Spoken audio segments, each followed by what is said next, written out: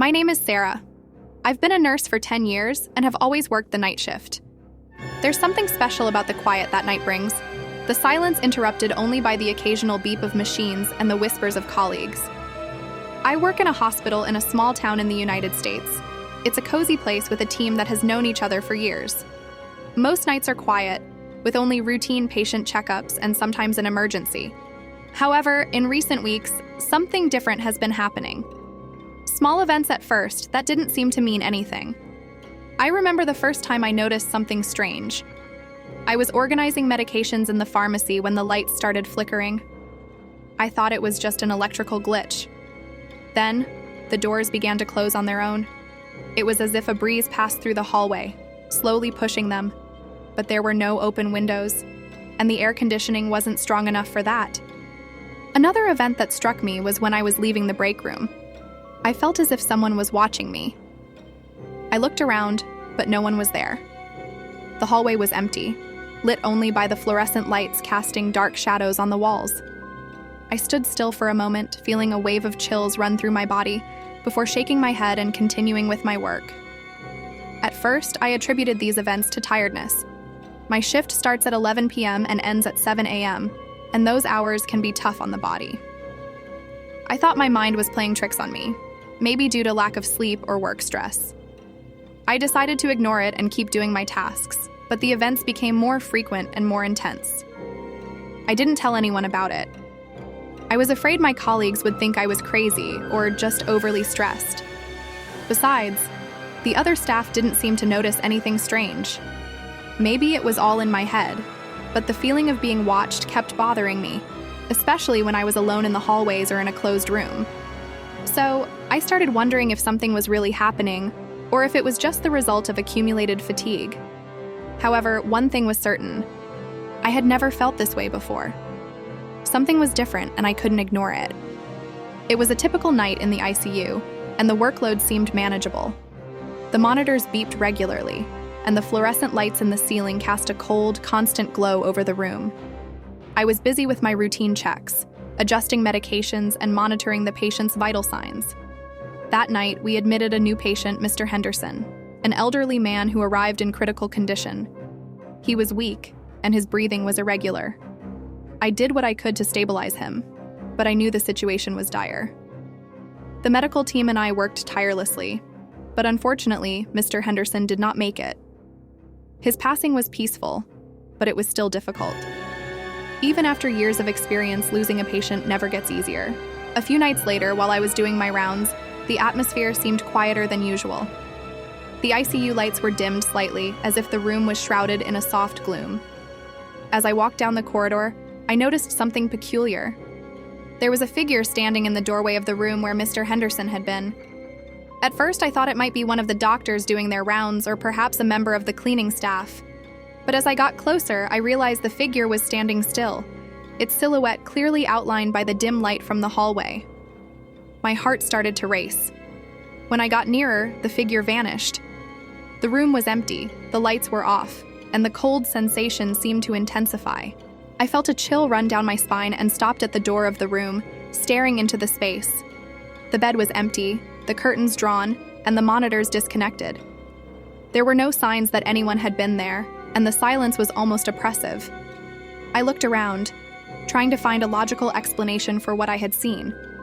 Perhaps someone had entered and left quickly, but the environment was too quiet for any sudden movement. The figure I had seen had the same posture and size as Mr. Henderson. I clearly remembered his profile, the way he was lying, and the figure in the doorway seemed almost identical. I went to the nurse's station and checked the records, but there was no reason for anyone to have been in that room. All patients had been attended to, and there were no indications that anyone had entered the room after his death. Doubt consumed me. Was it possible that Mr. Henderson was still there, or was it just my mind playing tricks on me? What had I really seen? These questions kept swirling in my head for the rest of the night as I tried to focus on my tasks. The feeling of unease did not leave me, and I found myself checking the corridors more frequently, as if expecting to see the figure again. That incident left a mark on me. The feeling of being watched intensified, and I couldn't ignore the strange coincidence between what I had seen and the patient who had died. Something was happening, and I didn't know if I was ready to deal with it alone. The incidents in the ICU started to intensify. Things that once seemed like simple coincidences were now becoming more frequent and unsettling. That night, I was in the medication room, organizing the meds and preparing for the next rounds. The environment was usually quiet, with only the soft sounds of bottles and the clinking of medications breaking the silence. While I was focused on my work, suddenly I heard a voice. It was a whisper, but clearly audible, calling my name. Sarah. The voice was soft and seemed to come from somewhere nearby, but it wasn't loud enough to have been heard by others. I thought it might be one of the doctors or nurses, so I hurried out of the room, trying to find the person who called me. However, upon leaving the medication room, I found an empty hallway. The corridor lights cast long, unsettling shadows, and the sound of the air conditioning seemed louder than usual. I looked up and down the hall, but there was no one there. The silence of the corridor was almost deafening. The sound of the voice seemed to have disappeared along with the person who had spoken it. My heart was racing and an uneasy feeling began to settle in. I went back to the medication room, but the voice still echoed in my mind.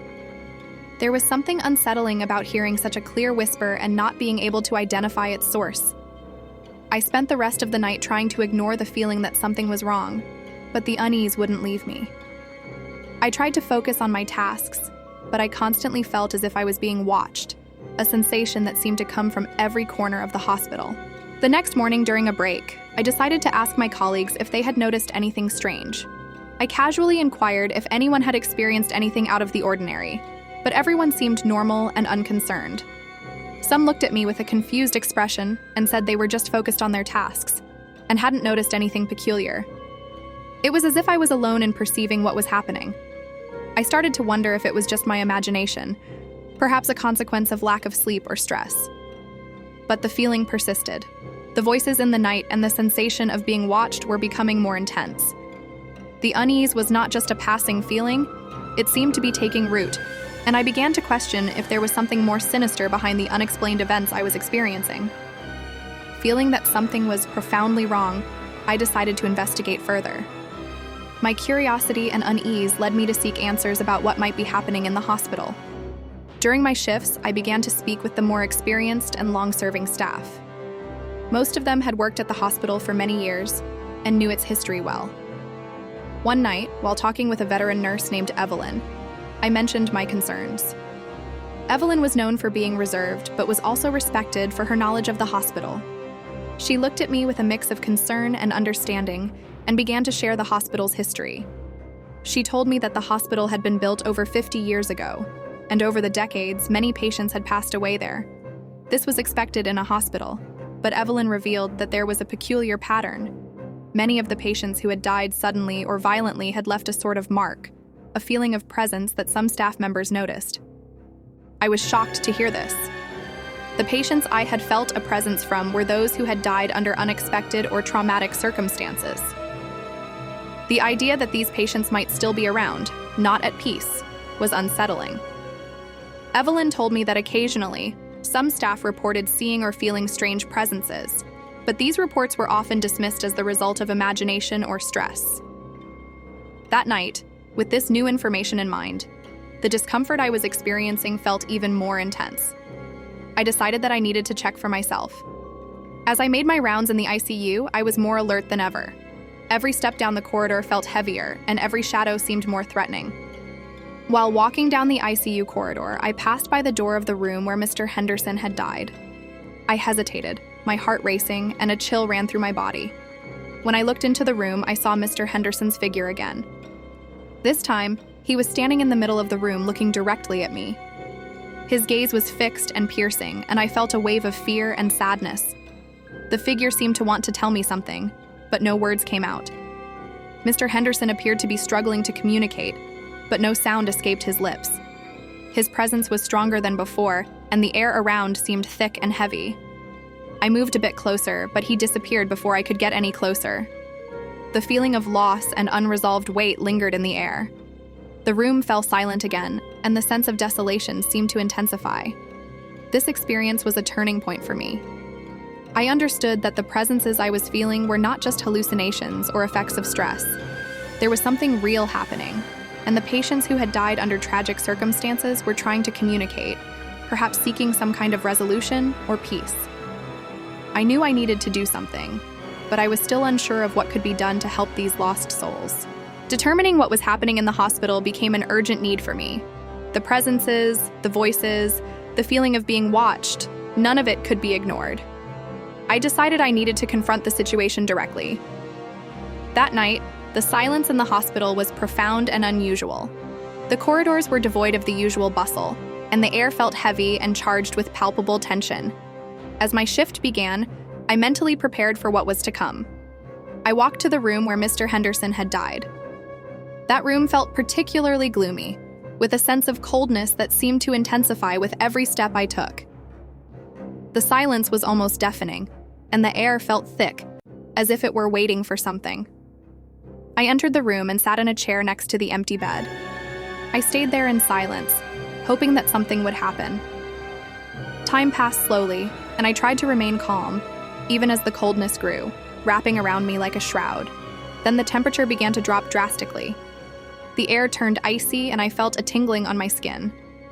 The silence was interrupted by an intense sensation of presence. My senses were on high alert, and I realized I was not alone. I slowly turned, trying to discern the source of this presence. In the corner of the room, Mr. Henderson appeared again. This time, he was accompanied by other figures that seemed to be former patients. The figures were vague and ethereal, as if they were partially faded. But it was clear they were people who had suffered. Their faces bore expressions of sadness and anguish, and they all seemed trapped in a state of confusion and despair. They did not speak, but there was something in the atmosphere that conveyed a clear message. It was as if their silence was a form of communication. I felt that they were there because they could not move on. There was a sense that they were stuck, perhaps due to something unfinished, or because they had not received a proper farewell. I knew I needed to help, but the question was how. Simply being there and observing felt inadequate. With a heavy heart and a mind buzzing with questions, I began to think about what could be done. I remembered the stories Evelyn had told about patients who had died suddenly or violently, and thought that maybe what they needed was a symbolic act of farewell. I stood up slowly and approached the empty bed.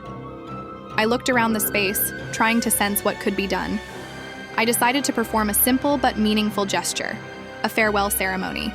I prepared a small prayer, something that did not have specific religious connotations but could serve as a gesture of respect and peace for those present. I spoke aloud, even though I knew the words might not be heard in the conventional sense. The prayer spoke of peace, recognition of suffering, and the wish for them to find rest. As I spoke, the atmosphere in the room seemed to shift. The cold began to lessen, and the figures started to appear less distressed, as if they were gradually finding relief. When I finished, the figures began to disappear one by one, until only Mr. Henderson remained for a moment longer, looking at me with a grateful expression. Then he too faded away, and the room was silent once more. But this time, the silence felt lighter and more peaceful. The experience was emotionally draining but also enlightening. I understood that these presences were tied to an unfulfilled desire for farewell, and that in some way I had managed to offer a form of resolution. While I still did not know if this act would be enough to prevent future encounters, I felt that I had taken an important step in helping those who were still trapped between two worlds. In the days that followed, the atmosphere in the hospital began to slowly change. The feeling of being watched started to diminish, and the strange incidents that had been a constant presence for some time ceased. In an effort to offer a final gesture of farewell and perhaps help the spirits find some peace, I began leaving farewell letters for the patients who had recently passed away. I wrote simple, sincere messages expressing my sorrow for their passing and wishing them peace. I left these letters in their rooms or in the lounge areas where their families had spent time. The gesture was symbolic, but I hoped it might offer some comfort to those who were still trapped in what seemed to be a limbo. Over time, the feelings of dread and the constant sensation of being watched began to fade. The hospital returned to its usual rhythm, and the quiet of the night was once again calm, without the disturbing interruptions I had faced previously. The figures and voices that had haunted my shifts seemed to have found some sort of resolution, and the environment became more peaceful. Although the sense of relief was palpable, I still occasionally feel a faint presence, but now it is more comforting than frightening. It's as if these spirits are still around me in a more tranquil way, as if they have finally found peace. The presence, though subtle, serves as a reminder of what happened, but no longer causes the same fear it once did. I never shared with anyone what really happened during those events. Maybe no one would believe me, or perhaps I simply preferred not to dwell too much on it. What I do know is that the hospital has become a more serene place, and my night shifts have returned to normal. The paranormal incidents have become part of the past, and the sensation of being watched has nearly disappeared. Still, I remain vigilant, keeping an eye out for any signs that something might be wrong. My commitment to ensuring that everyone is at peace, even if symbolically, still guides me. Although things are calmer now, I keep watch to ensure that the remaining spirits find the peace they deserve. The hospital is now a place where, even in the darkness of the night, I feel that I managed to make a difference for those who had suffered.